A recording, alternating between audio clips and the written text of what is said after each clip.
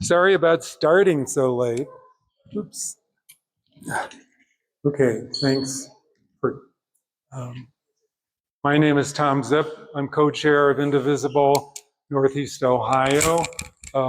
We started 6 months ago, and we've been having in-person meetings every other week about. So, how many people here are new to this format of meeting here? Oh, thank you. Thanks for coming out.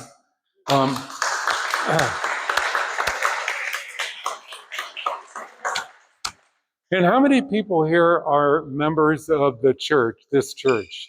Raise your hand. We want to give a shout out to the members. We've had all our meetings here and they don't charge us anything.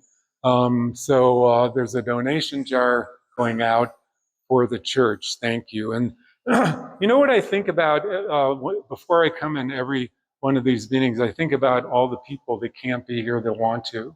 Some people are afraid of exposing themselves. So I think about that, and I hope you do too.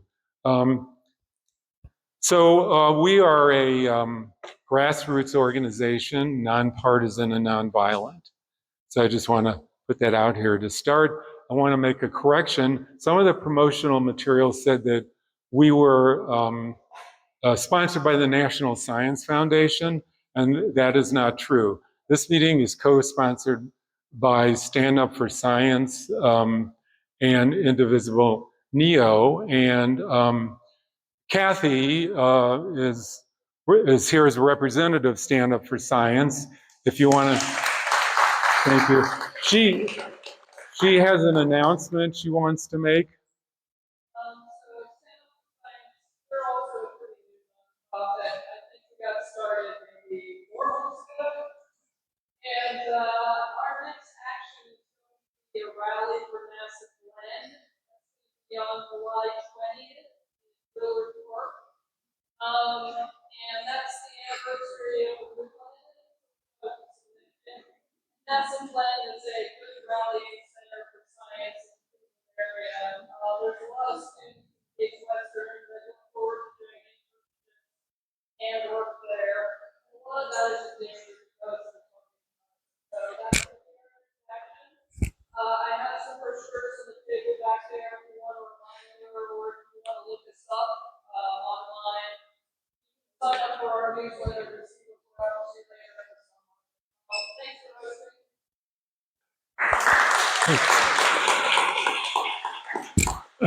Indivisible NEO has some subcommittees, and one of them is the Health and Science Committee.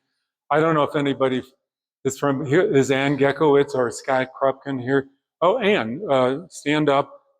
You want to stand up? Just no, have Ann stand up. Is she's on. If you are interested in that committee, please talk to Ann. Okay, so yeah, so I bought a new dehumidifier, and the instructions, the first line of the instructions were, "Don't use outdoors." I don't know why I need to be told that, but anyways, I also have a chainsaw, and this is the operations manual for my chainsaw. This is another operations manual. It's an operations manual for democracy. So it's got the Constitution of the United States and the Declaration of Independence. Both operation manuals are about 50 pages long. The one for my chainsaw has 33 warnings in it, and this one has no warnings in it. And that's why we're here. The closest thing I can think of coming to warnings would be the Federalist Papers. So, and the fact that it has no warnings may explain what's going on and what we're up against. So I thought I'd share that with you. All right, a few other comments. You know, Thanks.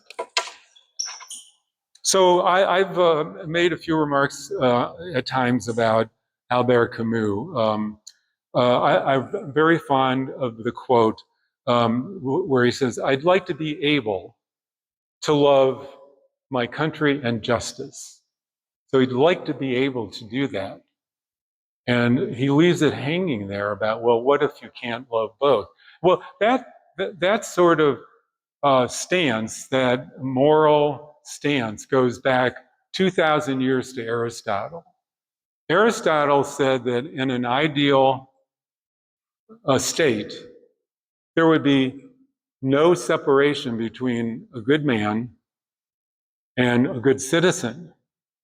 But when there is a separation, you have to make a choice.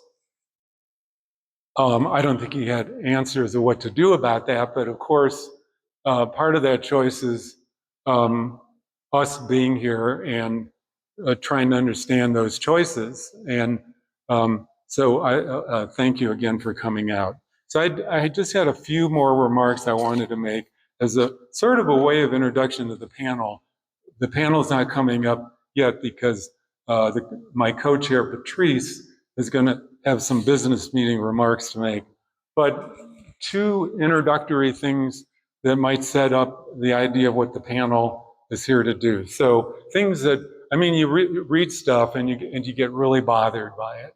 And it's like news porn, you just can't keep up with the chaos. But this one seems to stick with me. If you're familiar with the cuts at USAID and the PEPFAR funding freeze, the PEPFAR was providing treatment for AIDS and drugs to other countries where people couldn't afford it. So a study, an article that was published in Boston University said that, found that an adult life will be lost every 3 minutes and a child will die every 31 minutes as a result of the cuts to PEPFAR. That's right. An adult life will be lost every 3 minutes, and a child will die every 31 minutes because we cut funding. All right. The other news that you're familiar with is, of course, what's going on with the Texas floods. I read the New York Times and other articles, other news outlets, and I, entered in the search term box at the New York Times, Texas floods, and there were over 100 articles posted. And the problem with the way it's reported is that it leads us to want to formulate find blame. Who's to blame for this? And everybody has a narrative. So if you, I think you probably can get The Guardian, at least for a few articles, for free. And Rebecca Solnit, Solnit, an essayist and journalist, been writing for The Guardian and wrote an article that appeared early yesterday morning. And I want to read the last paragraph of what she said because she discusses how it's been over-reported, where people have their political ideas and then they go to the evidence and they use the evidence to justify their political ideas. That's a reversal of the way good science works. So this is her conclusion. The desire to have an explanation and the desire for that explanation to be tidy and aligned with one's politics easily becomes a willingness to accept what fits. But knowing we don't know, knowing the answers are not yet in, or there are multiple causes, being careful even with the sources that tell us what we want to hear, all this is equipment to survive the information onslaughts of this moment. We all need to be careful how we get information and reach conclusions, both the practical information about climate catastrophes and weather disasters and the journalism that reports it. Both the weather and the news require vigilance. So I advise you to read that and think about it. You'll hear more about that from the panel. So I'm going to ask my co-chair, Patrice Shawn, to come up and conduct a little business meeting, and then we'll have the panel.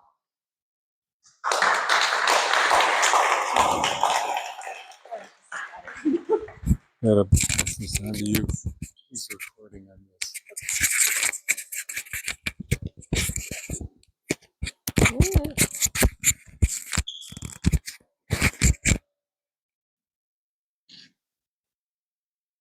Hi, everybody.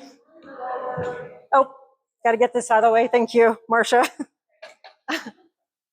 Okay, I am Patrice Shawn, and I am co-chair of Indivisible NEO, and I'd really like to welcome you. What is that? Okay, well, Giant. Paul, getting a lot of distortion here. Well, I'll keep trying. Okay. Anyways, getting back, sorry about that. I would like to welcome you tonight. We have in-person meetings here at St. Paul's every other week, and we invite you to join us in our upcoming meetings. On July 23rd, our guest speaker is a high school English teacher at Twinsburg High School who was named Ohio Teacher of the Year, Denise Pickney. Anybody from Twinsburg here? Awesome honor to be named the Ohio Teacher of the Year. On August 13th, we have a seasoned Cleveland community activist, Susan Kaiser. And on August 27th, Rachel Coyle will be joining us. She is the co-founder of How Things Work at the Ohio State House. I highly recommend you jumping onto her blog, her Facebook page, her email. This woman is amazing. Please join us for these. If you're not aware of how to get information about us, I encourage you to use our QR code in the back of the room where Jennifer is standing. Hi, Jen.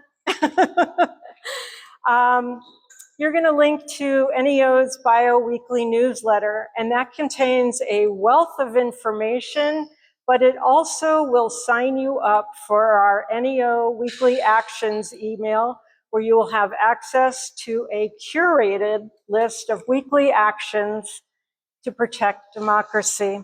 And some of these include a protest. No summer Fridays for John Husted. Anybody know who he is? This is hosted by Ohio Progressive Action Leaders. This Friday, this is happening July 11th. 11:30 to 1 p.m. at the Anthony J. Celebrezze Federal Building. So John Husted, assigned by our beloved Governor Mike DeWine to fulfill the position that J.D. Vance left. But he just delivered to Ohio a terrible blow with his vote on the budget bill, and we are turning up the heat on this. So I do encourage you to go and protest with them. This one is very near and dear to my heart because we need some fun. Indivisible NEO is hosting a West Side Social this Friday in Lakewood. Anybody here from Lakewood? Oh, come on, people.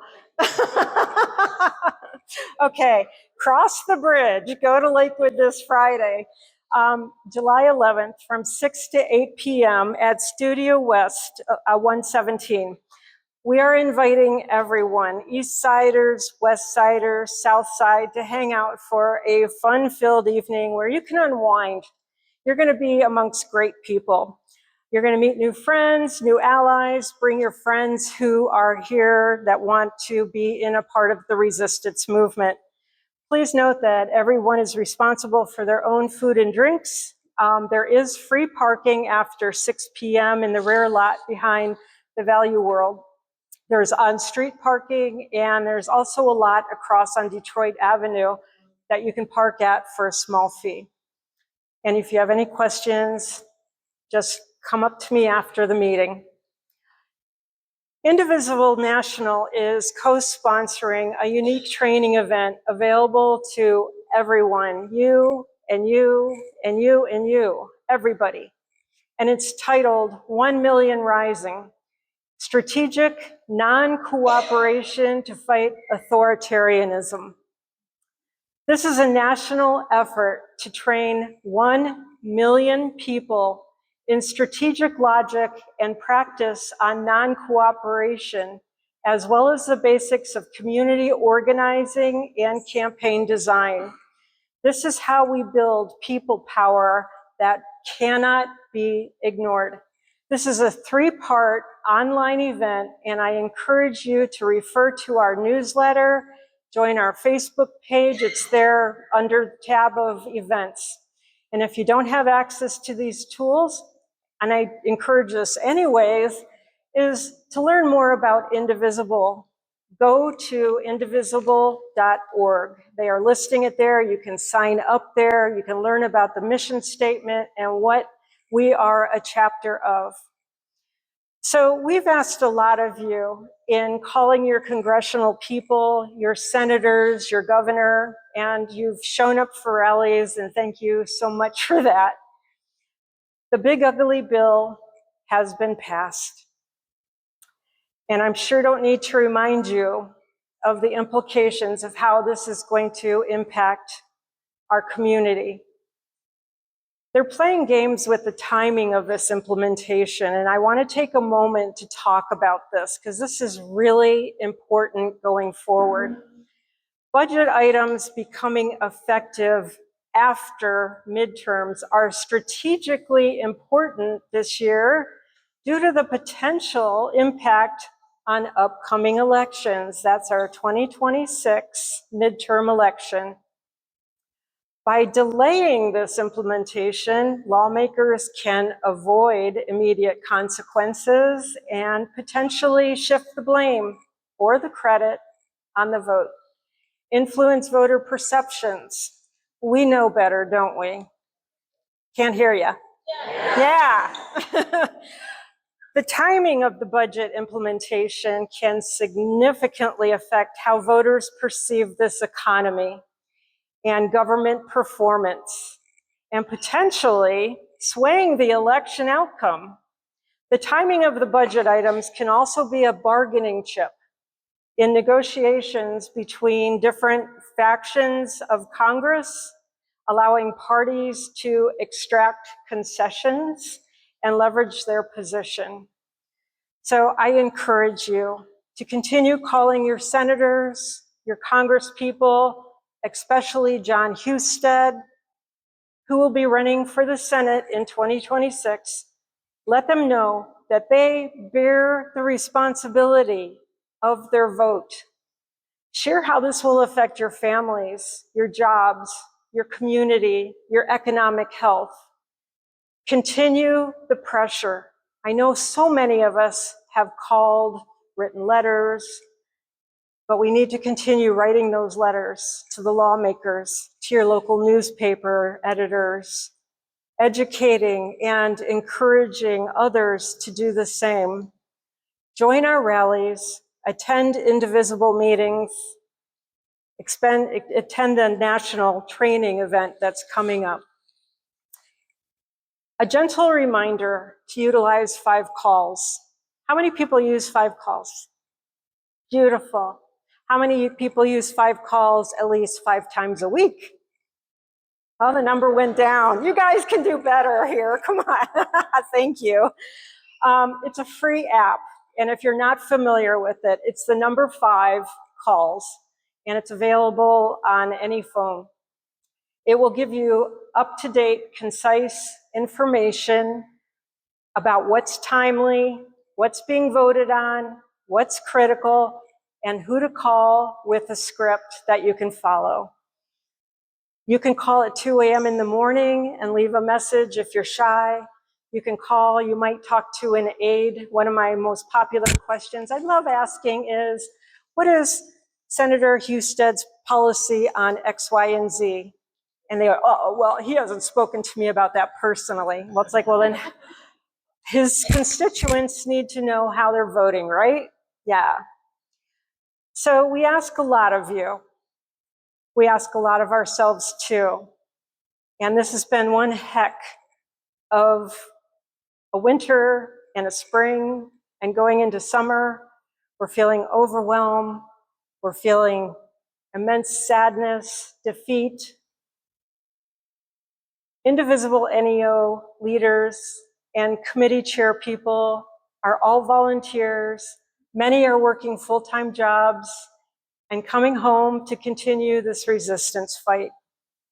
We hold each other up when we're discouraged, when we're burned out, and we have a lot of debates on the right actions to take and support.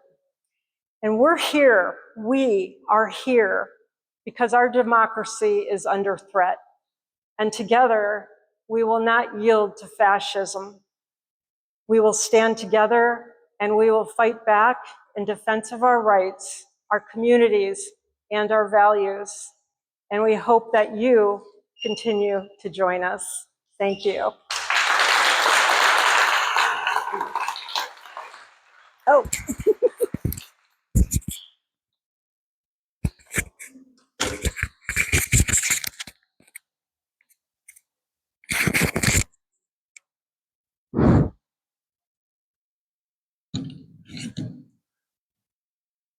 So I'm going to introduce the panel.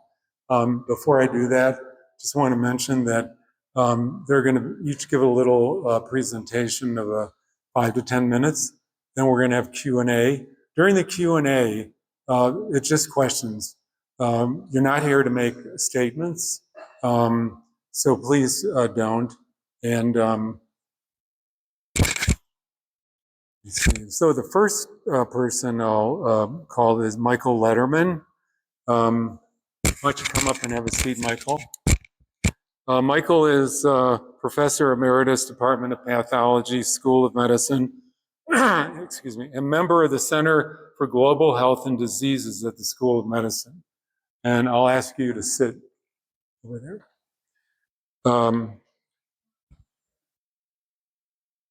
Second is Catherine Collins. She is Associate Professor, Department of Neurosciences at the School of Medicine.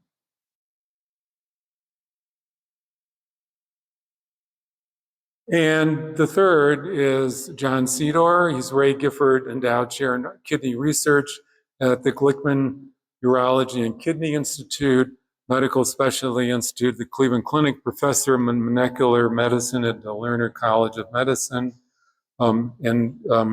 He's also affiliated with Case Western. We're going to allow each one to start. I think Michael will go first, John will go second, and Catherine will go third. Michael just has a approval for an announcement, a brief announcement. Yeah. Thanks, Tom. Can you hear me? If you can't, raise your hand or yell or something. You cannot hear me over there. If I get, sorry, should I use another device? Tom, can you lend me your? No, this is not a microphone. This is What do you want me to do? part of the recording. Sure. All right, just start over. Try it again. Okay, can you hear me now? All right, good. So the announcement that I'd like to make, Dr. Barb Gripsover has asked me to make this. Some of you have heard about the abrupt dismissal of 2 pediatricians by University Hospitals of Cleveland who utilized a equivalent of a phone book, a physician's phone book, to contact physicians about events, specifically an effort to unionize physicians at the hospital. They've both been canned. If you feel, as I feel, and as Barb feels, that this dismissal was inappropriate, entirely wrong, there will be a demonstration this Friday, 7 a.m. to 8:30 a.m. at 3605 Warrensville Center Road. All right, what I'm going to talk to you about now is the effect of the current administration on the United States infrastructure and research capabilities in science, specifically in infectious diseases, which is my clinical specialty. The United States has been a leader in scientific research throughout the world. And one of the reasons that we've been so strong in scientific research is because the federal government has funded major initiatives in research. The federal government funds the National Institutes of Health in Bethesda, Maryland. They fund the Centers for Disease Control. In addition to funding these federal agencies, the National Institutes of Health, and specifically in infectious diseases, it's the National Institute for Allergy, Immunology, and Infectious Diseases, NIAID, funds universities, medical schools throughout the country where scientists do research that is thought to be vital and important for progress in medicine.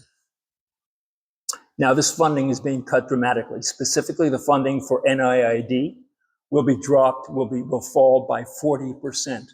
What this means is that the pay line for grant applications to the NIAID for funding from medical schools and other institutions around the country will drop to 3%. What that means is that for every 100 good applications to the NIAID for funding, only 3 will be funded.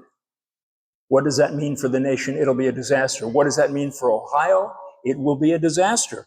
In 2023, Ohio received, and let me get the number right, more than $1 billion in funding for NIAID-sponsored research. Now, what was the pay line for 2023? The pay line varied according to the kind of application that it was, from 12% to 29%. This is a dramatic decrease. 3% pay line is going to be a disaster for us. Now, putting aside the impact on university funding, our national strengths in science have been an underpinning for our nation's success and for our economic success in terms of the medications and other approaches that can be developed as a result of research done in the United States. Immigration can be very good for our country. Now, you've heard people say otherwise. The United States is the world's leader in Nobel Prizes. And you should know that 35% of all US Nobel laureates are immigrants. If you add their children, the number is going to be even much more than that.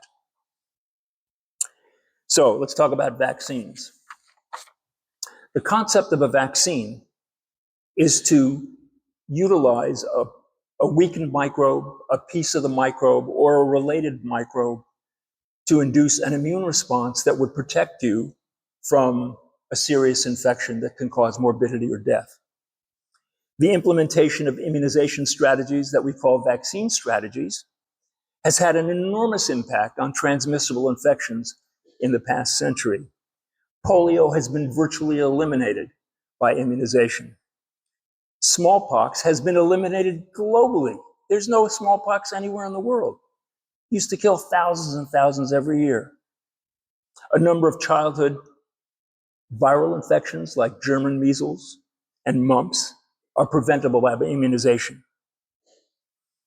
And measles had been largely eliminated in the United States in 2000, 25 years ago, because of effective immunization strategies.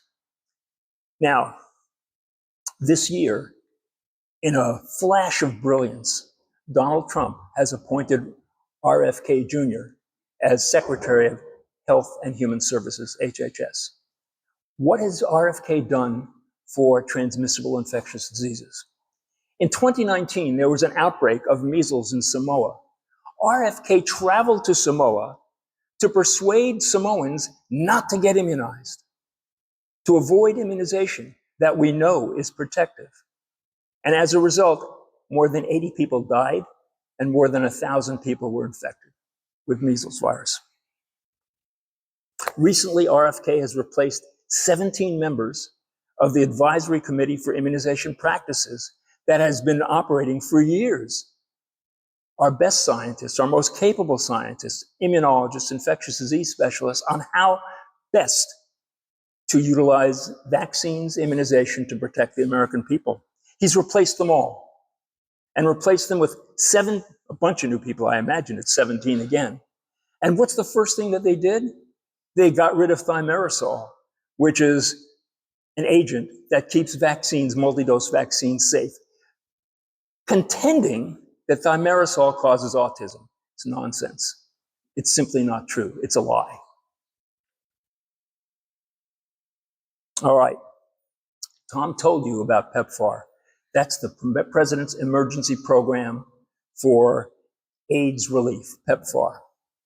If George Bush finds a place in heaven, it will be because in 2003, he announced the funding of PEPFAR, which has provided life-saving antiretroviral therapies to people throughout the developing world. As of now, 20 million people throughout the world are receiving life-saving antiretroviral therapy for their HIV infection. If PEPFAR is cut, these medications will not be available. And PEPFAR will be cut because it is administered by USAID, whose funding has already been cut. These millions of lives are going to be at risk because of this. COVID.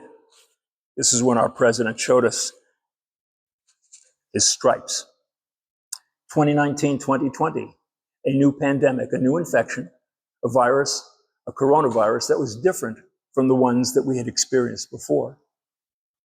And when we were faced with this epidemic, remember the two brilliant ideas that President Trump provided us. First, he said, it's a hoax.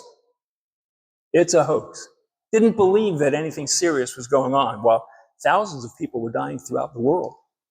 Then he suggested to us all that we should try bleach to treat COVID infection.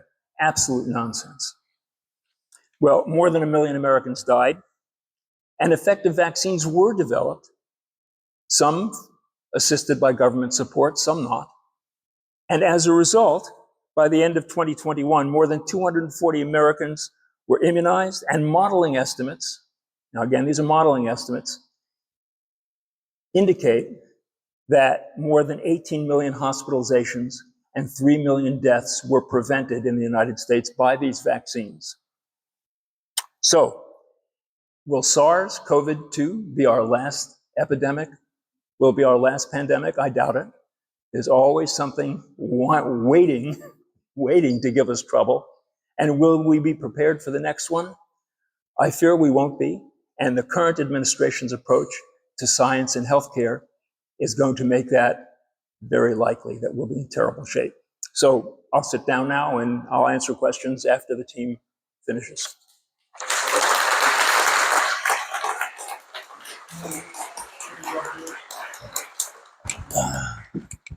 Oh, you want this, huh? No.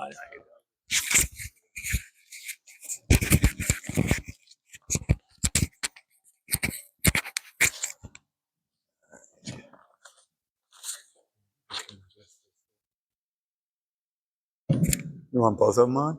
Yeah, this is actually, this one only is for the recording, so. Okay. Here. Very So speaking complex. of it, Here we go. Hi, my name is John Cedar. I'm a kidney doc at the Cleveland Clinic. I grew up in Cleveland. I went away to school, came back thinking we'd leave, but we never did because of all the great healthcare that's here in Cleveland. Can't hear me? Is that better? All right, I'll hug this. So grew up here in Cleveland. We came back, and I've been here ever since. I've spent my entire career doing science and investigation as well as practicing medicine. And I've rotated throughout all the hospitals in Cleveland, ended up at the Cleveland Clinic, but spent most of my career at Metro. And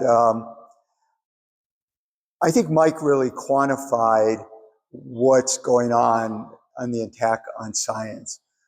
He gave you a lot of numbers, how it's going to be impacting, funding, new discoveries, and people's health. So what I thought I'd do would talk a little bit about some things that I just know about that have happened here in Cleveland that, have impacted me and others because of our interest in kidney disease. So my research is really focused on trying to understand a mechanism of a gene that causes a disproportionate increase in Black people. Black people have 4 times the prevalence of kidney disease as other populations. And we've been studying this for about 10 years. We've been funded to do this through multiple grants. Recently, one of the grants that we had funded, it was trying to understand the reason why how this gene works to cause this excess incidence of kidney disease, was terminated. I thought you might be interested in listening to the reason that the termination notice gave. Research programs based primarily on artificial and non-scientific categories. This is a grant that went through peer review at the NIH,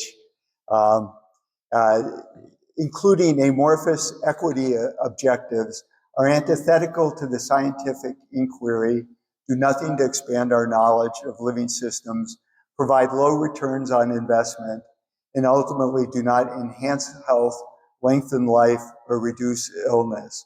Worse, so-called diversity, equity, and inclusion, DEI, characteristics, studies are often used to support unlawful discrimination on the basis of race and other protected characteristics, which harms the health of Americans. It is a policy of the NIH not to prioritize such research programs. Therefore, this award is terminated. So many people are getting these around the country. I have to say Cleveland, probably fewer than other places.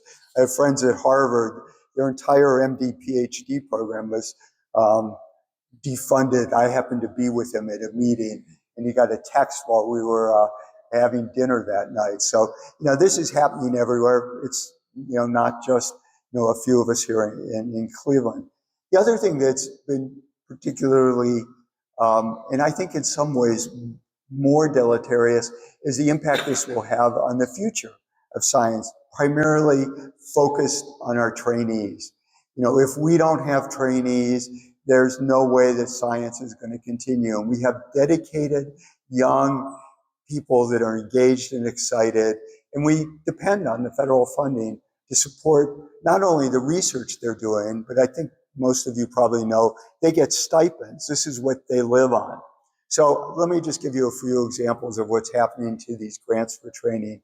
One is Alzheimer's disease. Grant was terminated, again, because it was a supplement to a research grant that was given to support trainees to try and diversify the scientific workforce. Despite all the efforts of trying to diversify the workforce, it's still predominantly white, predominantly male, and it's difficult to get kids of color, women involved in the scientific enterprise. And the NIH, for years, as long as I can remember, actually, has been trying to develop these programs to diversify the workforce.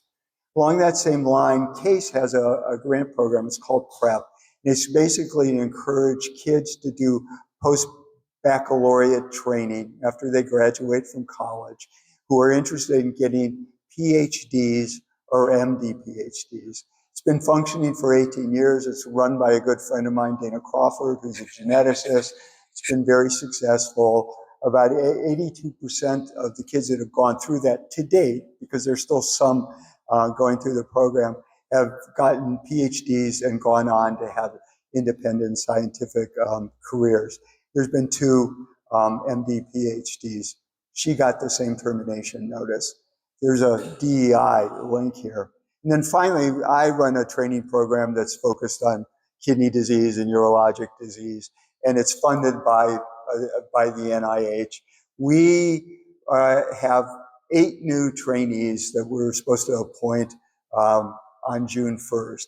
And we've been waiting for the notice of award, The way grant funding works, you get the grant, and it's usually for 4 or 5 years. And then those subsequent, in year 1, you do go through a competitive process. Your project, your training program is judged by your peers, and it gets funded or not. But once it's funded, unless you do something really bad, or they think you're not fulfilling the goals of what you told them you were going to do, the grants would be refunded. It's called a non-competitive renewal. So that's where we're at. We're in a non-competitive renewal. I know the people quite well at the NIH who administer this, and they had really had no idea what was going on. It had moved from their desk to some black hole. Today, I get an email that basically said, it was formal because that's what they have to do, but they basically said, our training program didn't fit the priorities of the administration. The good news was I had to go to the public website and do some rewording. And really, the only thing that was there that needed to be reworded was the last sentence in our short description of what we were doing. Basically said, we want to make sure these kids are engaged, stay in science, particularly stay in science that's, and kidney and urologic disease, but I can be a little biased about that. And we are going to focus on getting underrepresented communities in this. And that's what I think needed to go. And, this is literally one sentence, but, these kids they're getting supported by their institutions, but there's really no funding that, we had promised them. So we're devastating the future of the scientific infrastructure. So I think, I don't want to ramble on here too much. Kidney disease is a health disparity. That's why I'm focusing so much on, the disparities. I think it's really important for people that have the disease, at least to have contact with physicians, with other, healthcare professionals that look like they do. It really makes a huge, huge difference. I've learned this over and over. And yet we're undermining not only training in general, but really focusing on communities of people that need to have the opportunities that I had to go for college, go to medical school. So let me just end here on one last thing. I feel a little bit like I'm being whiny. I've been lucky. I've been funded my entire career. We've been able to run the lab. It's a real privilege. You guys have been paying me for all these years. I don't know if it was worth it, but you should know. And I'm very appreciative of the fact that your tax dollars, my tax dollars too, are supporting these things. So, I've been around, I've had people in my family who have lost their jobs because of, capricious actions of corporate executives or government officials. So maybe it's my turn. I'm not really, as you can tell, I'm old. And, if I have to stop working, I'll be fine. So this is, it's more than just, losing grant funding. I think what really has gotten to me about everything about what's been going on is the brutal nature of the policies that are being implemented. Tom talked about, people being afraid. Mike mentioned the protest. I sent some people about that protest. One's a close friend of mine, former Reno fellow that Dr. Silver would know, who wrote me back, who's pretty passionate about, the need for physicians to be unionized. But he's an immigrant. He's been here. He was naturalized in 2013. And what really got me in his text was that I never thought 12 years later I'd be worrying about what I'm worrying about now. I'm worried about my family. I'm worried about getting picked up. I'm worried about being othered. And then, ironically, when I was talking to him, his office mate walked in, who also is from, outside the country, but is a naturalized citizen. Same thing. And, these are people that we should be glad are here. That they're, beloved physicians that are taking care of the community. So, finally, the last thing that, this has struck me on, we haven't talked much about the healthcare impact. But, a lot of kidney disease patients have Medicaid because if you aren't poor when you get kidney disease, we make you poor. And there's a lot of data that supports that. And they end up on Medicaid. And the big, beautiful bill, one of the things that was put in there about kidney disease patients and dialysis was that they are going to be charged a copay of $35 for each dialysis. So it's 3 times a week for the rest of their lives. It's $5,000 a year. Maybe we could handle that, but I have to say most of the patients I know that are, over the years would be devastated by that debt. So let me just conclude here with, I think there's been an assault that's unjustified on the scientific infrastructure. I was lucky enough to be on the advisory council for the institute that funds me for 4 years. And the NIH I hear being talked about from the government is nothing like the NIH I saw, which had people with great integrity who could have made much more money than they were making in the government, who worked really hard to try and administer the money that was being distributed, and were scientists themselves and are passionate about improving human health. And I don't know the people they were talking about. And at the end of the day, this attack on the scientific infrastructure is going to impact all of us, because the cures that would have been discovered are going to be not happen. And I usually talk at the end, I kind of make an impassioned plea about the devastating nature of chronic kidney disease, but it would be any chronic disease. And I say, the patients are waiting, and they're often advocating for themselves, but they're waiting for, those cures to make their lives better. And I'm afraid now the wait's going to be unnecessarily and inordinately long. Thanks.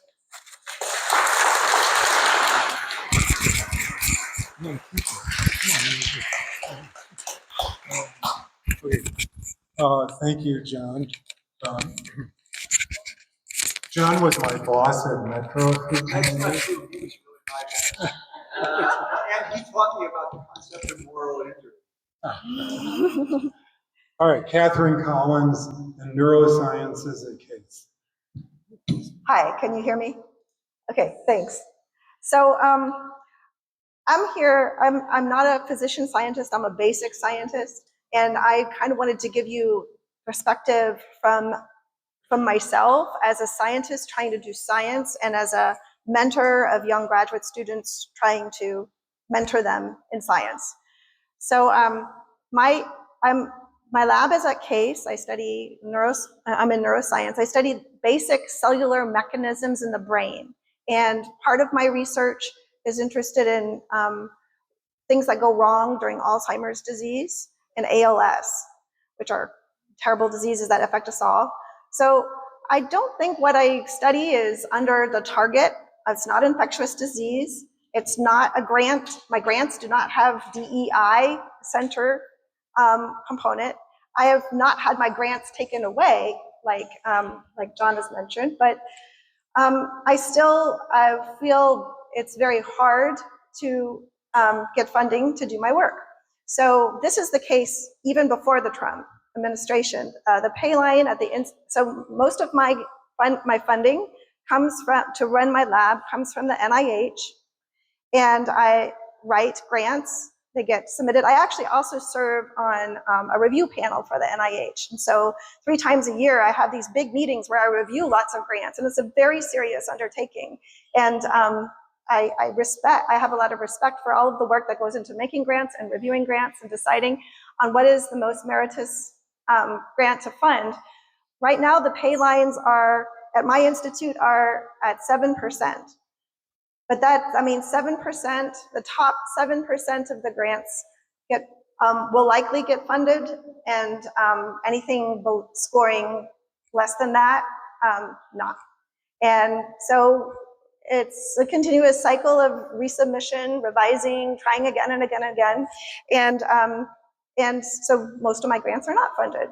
And right now I'm actually worried about my lab running out of money and not being able to support all of the people in my lab, because we're looking at, we have not scored below that pay line recently enough.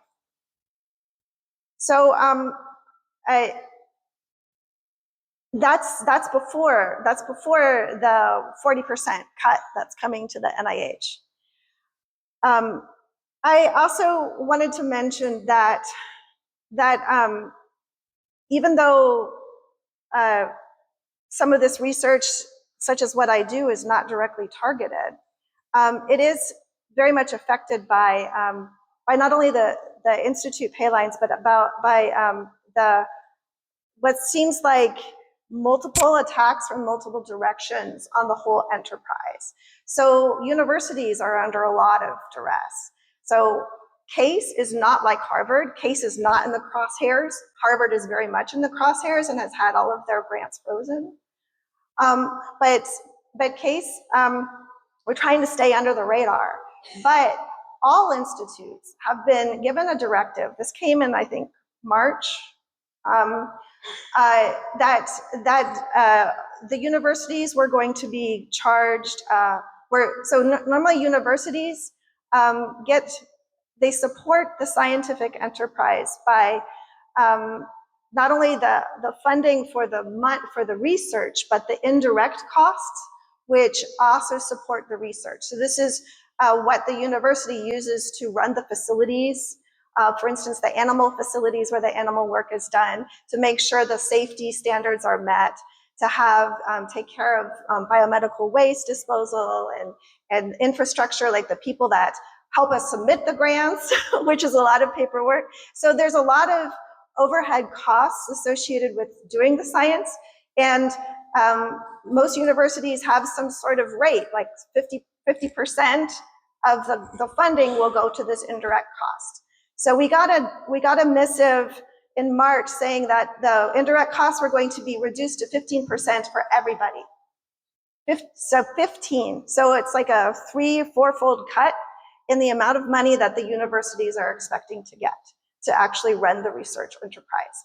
And so all administrators at the universities are like, okay, we're looking at this huge loss of money. So of course there were some lawsuits. Ohio did not file one of these lawsuits.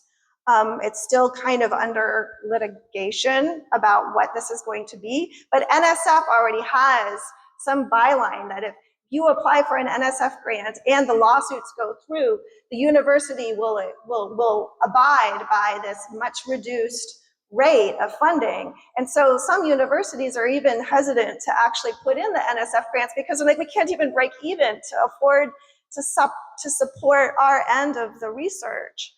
So this is like a cut. This is a mandate that's affecting all of the universities.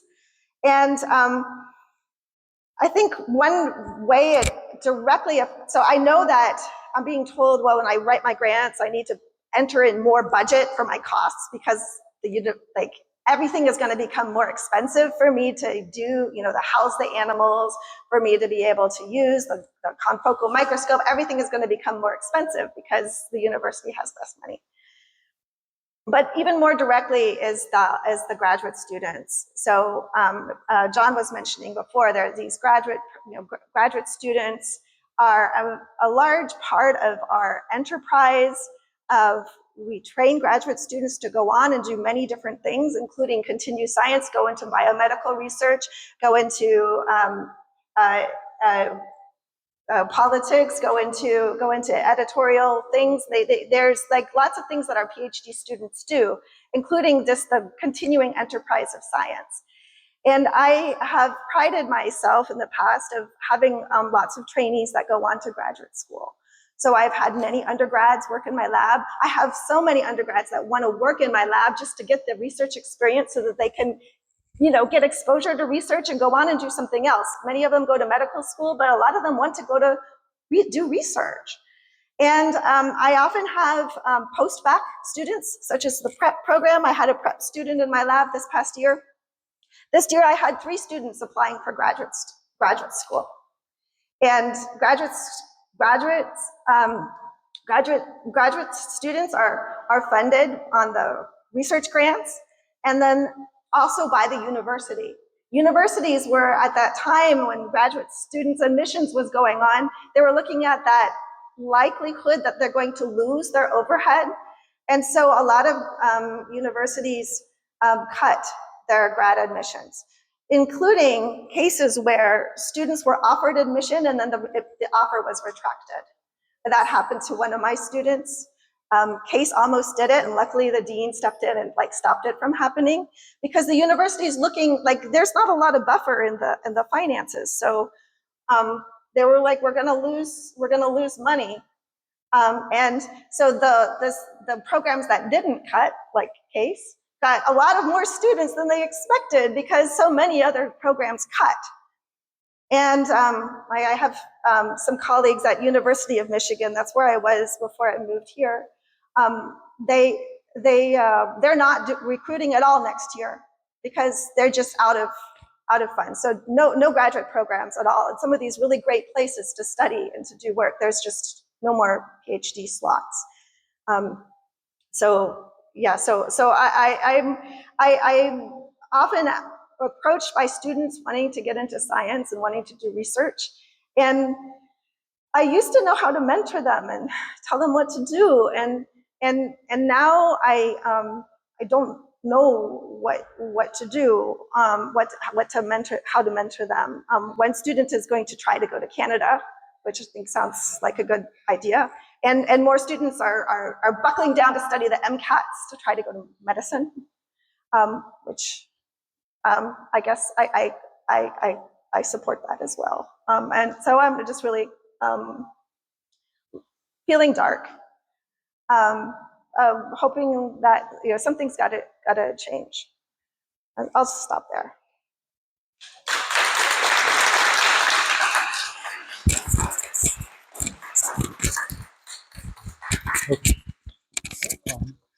So we're going to have the Q&A now, and I'll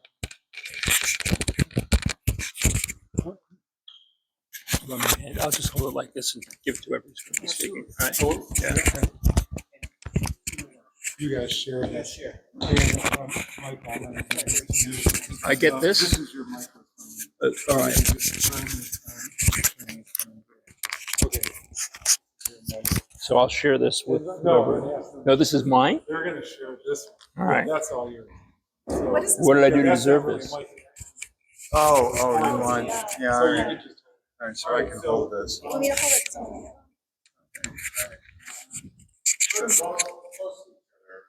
Whoever's talking.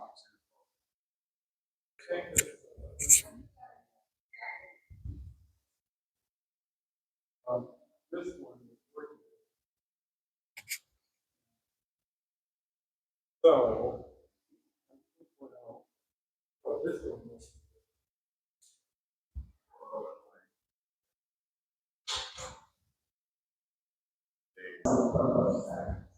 It seems to me like corporate America will be salivating like nobody's business to get all of these well-trained, especially like pharmaceuticals, medical device companies.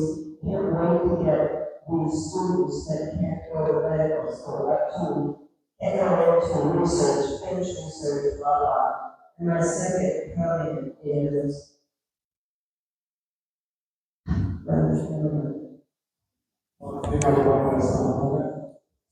But I think the thing about industry picking up is, one, you need Kathy to train them first. They don't want to do that. And then two, pharma and the device industry has depended on the basic science to bring all the innovation.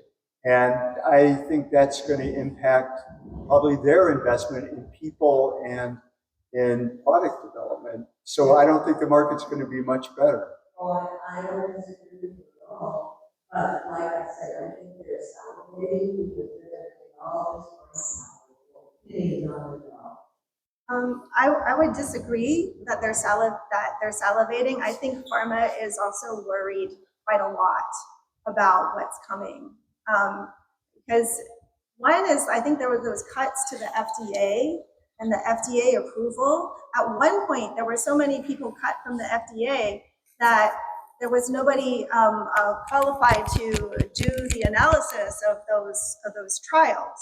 So I think there's a lot of uncertainty in the biomedical industry about what more draconian rules are gonna come down, who else is gonna get cut, and also the economy.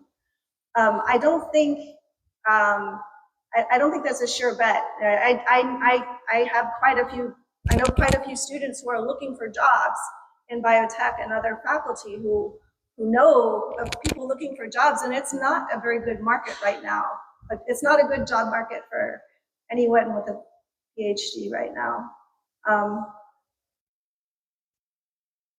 Sorry. Thank you very much. Thank you for what you're doing. First, a comment and a question. I'm a physician in legal biology, and I shall be there Friday.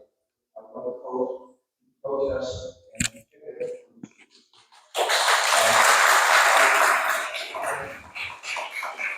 I don't know you personally. I know that I stand to make this comment because all of us will hear about this on the local news, possibly our national news. I think it's important when you hear that people are going to unionize, you always think that this is get more money for a person, get more benefits. The goal for these pediatricians is clearly to be a state of this. That is it. And that's why I shall be here. It's why everyone in this room should simply know that message. Take it forward when they are out and around. My question really is about vaccinations. And we all know that we've heard about what's happening in Texas. I recall that I think it was New York and another community, a Hasidic community, whose little vaccine was called and there was data. Are there any learnings that are with us as to what occurred in use, whether it's Texas, whether it's other places,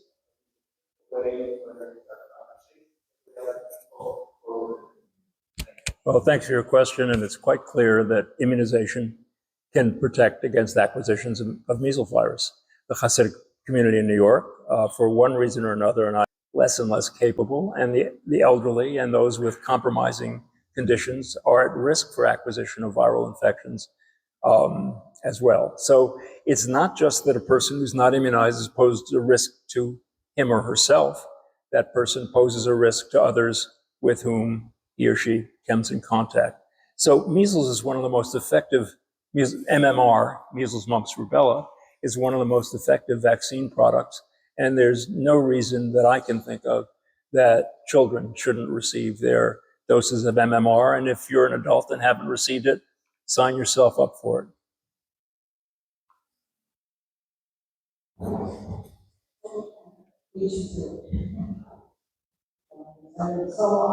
Quick sidebar, first you mentioned about publishing. No one's exempt from this because NASA, USDA, cover contracts with major publishers affecting over 3,000 scientific journals. So nothing's exempt. But my question is about the removal of databases, CDC web pages. How is that a research of those in colleagues? I couldn't hear the question. Could you hear it? It's about the removal of databases from CDC websites. It's a disaster. And let me put in a plug for biomedical publications. I'm the editor-in-chief of a journal called Pathogens and Immunity. We've been up since 2016. We are funded by an endowment to Case Western Reserve University, and we are free open access. You can get on the website and read our papers, baijournal.com. And what's more, we have no fees to authors for publication, for submission. And we've been doing this since 2016. So there are some journals that do things a little bit differently.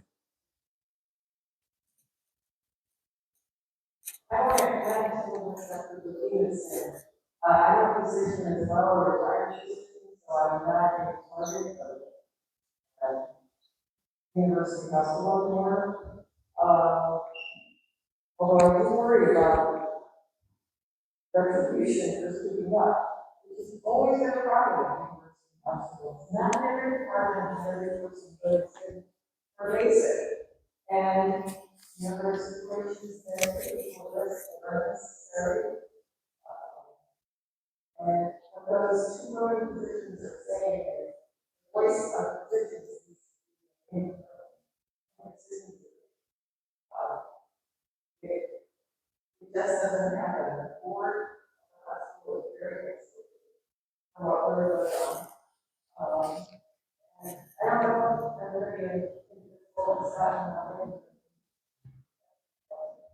I try again. Did you hear that? She's talking about the petition for the physicians at Yeah. University Hospital.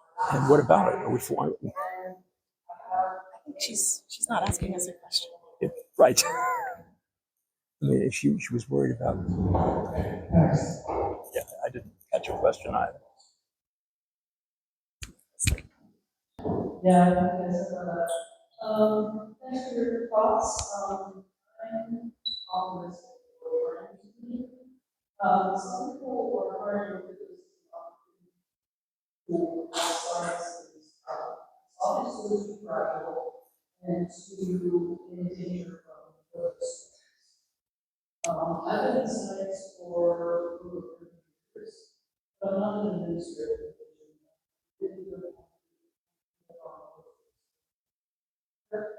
But what can you envision as the other stable way to communicate?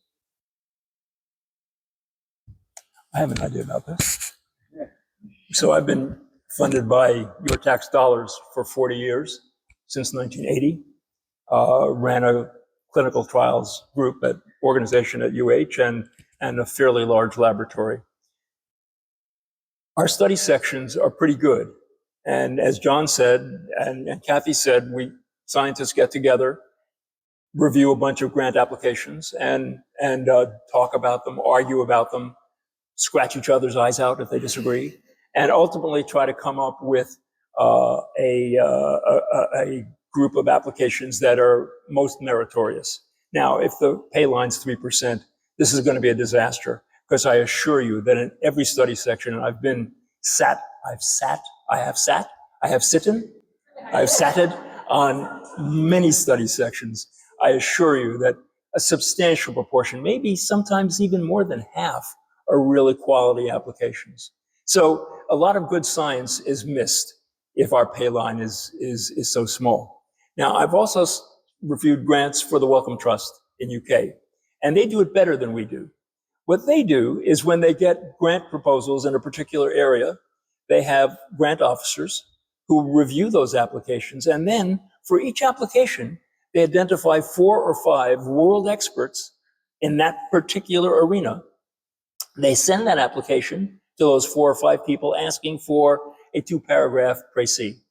Then the study section gets together, usually with 2 or 3 summaries from world experts in the particular area of that proposal, and then talk about it and discuss it. And I think they have a better, so if I had to identify one thing to betterize the way we review grant proposals, it would be to do it the way the Wellcome Trust does. You spoke about science, NIH, and stuff. I'm curious what you know about translation.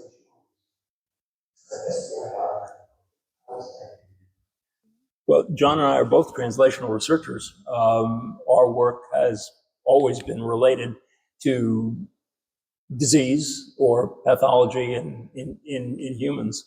And so when we talk about that cut is across the board. And it's going to affect translational research, clinical research, basic research, and anything that says anything about diversity. Can I say something about there was the question before, Kathy's question? I've been thinking about that a lot because, I feel that there's, this is getting cut because there's a general devalue of science. It's like, I don't know, somebody thinks that we're wasting time. Somebody thinks, people think that we're maybe lying to them because, maybe vaccines are actually really bad, we're hiding it. And I realize, like, it's one of the reasons why I'm volunteering is I feel that as a scientist, I need to have more dialogue with people in the community so that they can understand, like, maybe science just general needs to be more in what we think about, right? Science is not like we all know the answer, right? Science is like we're trying to figure things out. We're like, the way we think about the way things work keeps changing with more data, and we just need to all I'll have that in our like way of thinking more. And I don't know like how to make that happen, but I want to do what I can to contribute to that.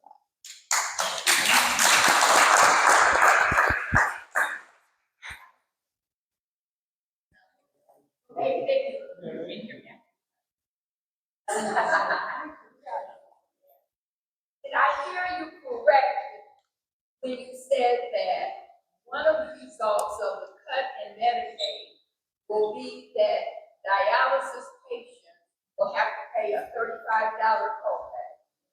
Yes. I don't know that that's final. That's in the big, beautiful bill. That's in the bill. Thanks. Actually, if you want to, if you go to the National Kidney Foundation site, they've got a, I just have a quick question. Do you get a sense, because you said like case has been somewhat protected, that the red states are being treated more kindly? No. Okay. The question was, are the red states being treated better than the blue states? And I think we all said no. I think that, Harvard is a target, right? And so anybody that's had, protests on campus is a target. So I don't think red states are protected. And I actually worry in a red state that our legislatures are not looking out for us. I agree with that. The fact that our AG didn't join to protect the funding made no sense. I mean, Ohio's getting great economic impact. It's, I think, the 8th largest funded state from the feds, and they didn't join the lawsuit because it was led by Democrats. So I don't think they're looking out for us. Although I will say that my colleagues in blue states are kind of jealous that they don't have a Republican senator that they can call all the time. Not that it does anything, but It provides some amusement. About July 7th.